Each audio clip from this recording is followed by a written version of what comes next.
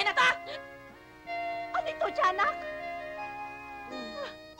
Ah! Diyos ko, ano yan? Ano yan, Ma? Ikaw gagawin ba kung ano kami ginawa ko, ha? Tignan ako! Ay! Ako! Hello, Mami.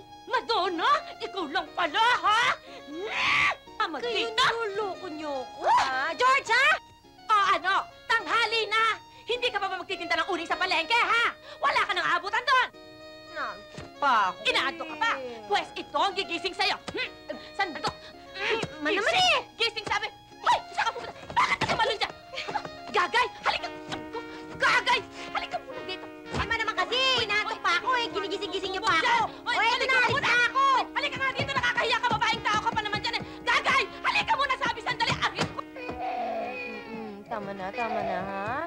Oh, baby, tama na. Huwag ka na umiyak. Baka kunin ka ni Gagay. At ang lokaret na to, ako bang ginawang panakot sa bata?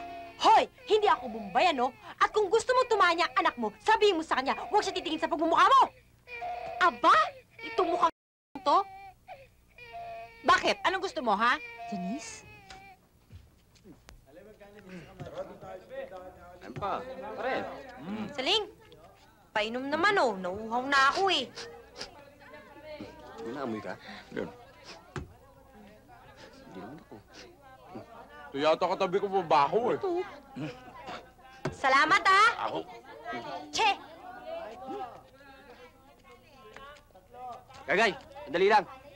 Pwede ba maligo ka muna para lumabas ang tunay mong anyo? Eh, kung talupan ko kaya yung balat mo para lumabas ang tunay na kunay na buto mo. Ano? Dala! Gusto mo ako maghilot sa'yo eh. Bastos to, ah! Lalaban ka, ha? Oh.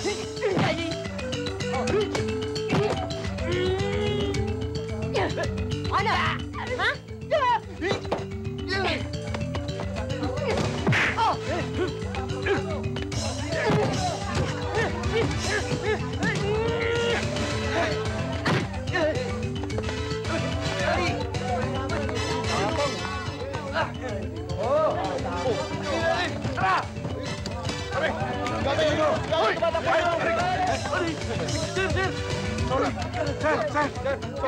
Sorry po! Paparilin ko yan!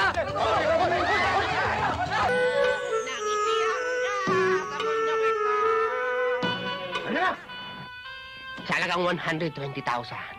Mananalo ho kayo sa sweepstakes. First prize. Pakibasa nga. Wow! 5 million in cold cash! 1 million? Bilhin nyo lang ticket na 147258. 147258. Aba, teka. Eh, ano?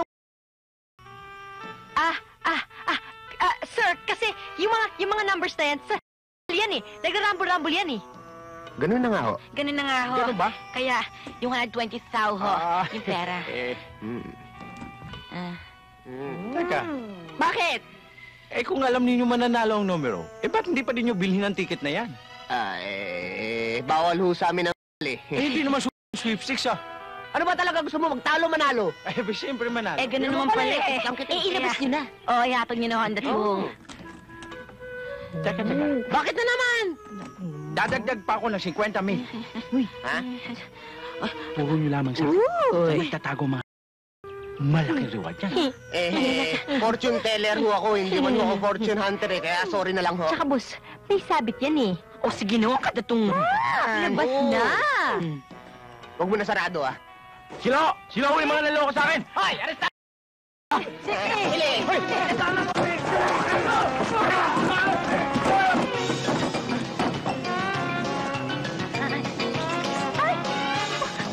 Ayun! Bakit iniiwan yung pera? Eh para kung mauli tayo, eh wala tayong talang ebidensya. Eh kung makalusot, tingnan natin. Shoot! Kumaya kayo! Si Maligay dito! Ano kayo? Kumaya kayo!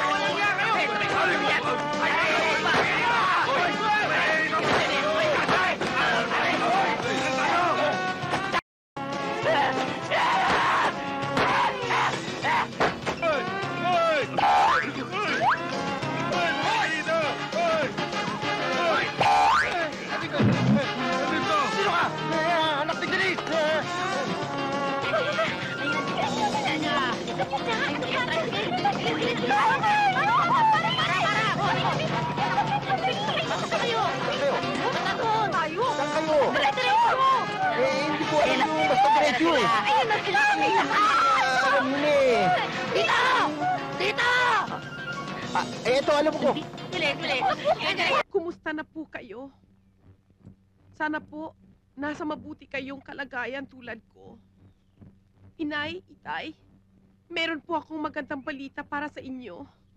Siguro po'y natatandaan ninyo na ang unang Jezebel ay si Edna Luna. Ang sumunod ay si Vilma Santos. Pangatlo ay si Alice Dixon. Pang-apat ay si Charlene Gonzalez. Inay, ako na po ang panglimang Jezebel. Dahil ako ngayon ay isa ng sikat na artista dito sa Maynila. Ibo, at hindi lamang po Jezebel ang aking papel na gagampanan. Marami pa pong iba. Pinag-aaralan pa lamang po ng aming producer. Artista na siya! Ibo, sabi ko na sa iyo, may pakinabang ang minana ng anak ko sa akin. Inay ko, utang na loob. Huwag niyo na lamang pong ipamalita sa ating mga kapitbahay ang magandang kapalarang sinapit ko dito sa Maynila. Oo nga, no. Huwag daw ipamalita. Huwag natin ipamalita sa kapitbahay natin. Nakakahiya naman. Oo, baka sabihin nila. Ang yabang-yabang natin, Tibo. Wag! Wag.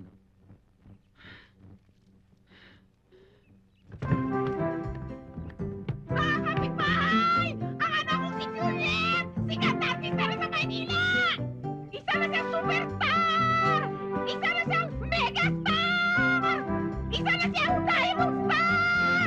Isa na siyang star for all seasons! Hoy! Iska!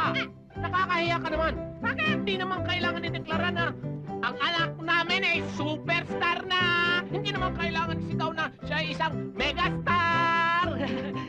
Diamond star at star for all seasons. Maniwala